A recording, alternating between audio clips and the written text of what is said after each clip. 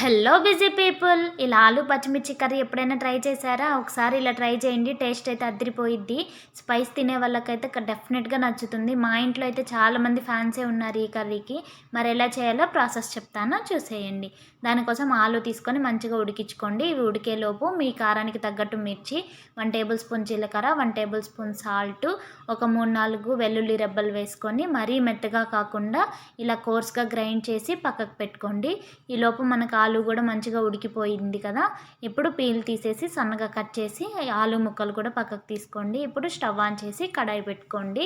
కడాయి heat ఎక్కిన తర్వాత 2 table spoon oil కూడా మంచిగా హీట్ అయిన తర్వాత అన్ని పోపు గింజలు, ఒక 2 రెమ్మల కరివేపాకు, అలాగే సన్నగా తరిగిన ఉల్లిపాయ ముక్కలు కూడా వేసుకొని మంచిగా ఫ్రై చేసుకోండి. ఇక్కడ ఉల్లిపాయ మరీ గోల్డెన్ కలర్లో ఫ్రై అవ్వాల్సిన అవసరం లేదు. ఇలా లైట్గా ఫ్రై అయిన తర్వాత దీంట్లోకి మనం ముందుగానే గ్రైండ్ చేసి పెట్టుకున్న మిర్చి పేస్ట్ కూడా వేసుకొని మంచిగా ఫ్రై చేసుకోండి. ఇలా మంచిగా ఫ్రై అయిన తర్వాత 1 టేబుల్ స్పూన్ అల్లం వెల్లుల్లి పేస్ట్ కూడా యాడ్ చేసుకొని పచ్చివాసన పోయి మనకి మంచిగా మిర్చి పేస్ట్లో కలిసేలాగా ఫ్రై చేసుకోండి.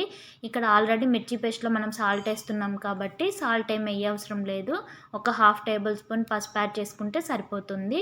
ఇక్కడ 1/2 టేబుల్ స్పూన్ పసుపు వేసి మంచిగా కలిసేలాగా కలిపేసుకోండి. మంచిగా ఫ్రై చేసుకోండి. ఇలా ఫ్రై అయిన తర్వాత మనం ముందుగానే ఒలిచి పక్కకు పెట్టుకున్నాం కదా బంగాళదుంప ముక్కలు, అవి కూడా వేసేసుకొని మంచిగా ఆయిల్లో ఈ పచ్చిమిర్చి పేస్ట్లో మొత్తం కలిసేలాగా ఒకసారి కలిపేసుకోండి. ఇలాగే ముక్కల్లాగా ఉంచేయద్దు, మరి అలా అని మెత్తగా మ్యాష్ చేయొద్దు. లైట్గా మ్యాష్ చేసుకోండి, అప్పుడే కర్రీ అనేది టేస్ట్ బాగుంటుంది.